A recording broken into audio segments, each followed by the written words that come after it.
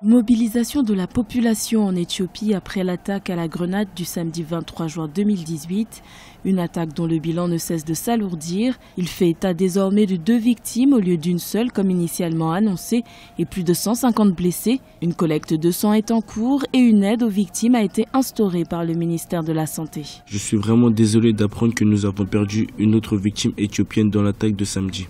Mes sincères sympathies et condoléances vont à la famille, aux amis et à tous les Éthiopiens. Pour certains observateurs, il ne fait aucun doute que le Premier ministre Abiy Ahmed était visé. Depuis sa prise de fonction en avril 2018, le premier chef du gouvernement éthiopien, issu de l'ethnie Oromo, a opéré des changements majeurs. C'est d'ailleurs son programme de réforme que le jeune Premier ministre était venu présenter devant des dizaines de milliers de personnes à la place Meskel, dans le centre d'Addis Abeba. Sur la centaine de personnes blessées suite à l'explosion, environ 40 ont été hospitalisés et 5 sont toujours dans un état critique.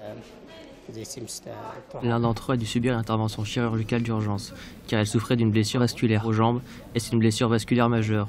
Il était sous le choc et il a été opéré pour ça. Et nous avons réussi à panser la blessure. Il est encore sous le choc. Il a besoin de plus de sang. Nous avons encore 2 patients qui auront besoin d'intervention chirurgicale d'urgence. Les autorités ont depuis procédé à l'arrestation de 6 personnes soupçonnées d'être impliquées dans l'attaque qui n'a toutefois pas encore été revendiquée.